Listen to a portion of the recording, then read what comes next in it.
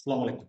তো আজকে আমরা কথা বলবো একটা রিসেন্ট যে মেটা নতুন আপডেটটা আসলো, অ্যান্ড্রোমেটা আপডেট। তো অ্যান্ড্রোমেটা আপডেট আসার পরে আমরা সবাই যে জিনিসটা খেয়াল করতেছি যে অনেকেরই আগে ভালো সেল আসতো, তো এখন সেই লেভেলের আগে সেলটা আসতেছে না। তার প্রধান কারণটা হইতেছে মেটাল আগের যে এডের পলিসিটা আছে সেই নতুন এডের পলিসিটা টোটালটাই ডিফারেন্ট।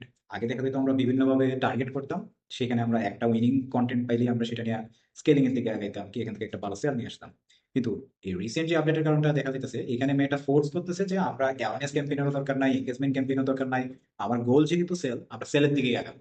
আর ওই সেলের মধ্যে আমাদের যে টার্গেটেড অডিয়েন্স গুলো আছে সেই অডিয়েন্স বেস করে আমরা কন্টেন্ট সাপোজ ধরতে পারেন যে একটা ক্যাম্পেইন ক্রিয়েট করলেন, সেটার আন্ডারে আপনি একটা অ্যাড সেট রাখলেন, আর সেই অ্যাড সেটের ভিতরে আপনি চারটা কি পাঁচটা কি ছয়টার মতো আপনি কন্টেন্ট মানে ক্রিয়েটিভ রাখতে পারতেছেন। এখানে ছবি ক্রিয়েটিভ হইতে পারে, ইমেজ ক্রিয়েটিভ হইতে পারে, অথবা ভিডিও ক্রিয়েটিভ হইতে পারে।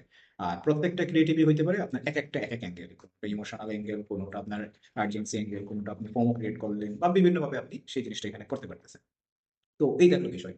আর যদি বলি যে অ্যাড ক্রিয়েটিভের মধ্যে অনেকে বলতেছে যে না, এখন ব্রড অডিয়েন্স ভালোটা ভালো কাজ করতেছে। অনেকে বলতেছে যে ইন্টারেস্ট বা নেরো ডাউন করা।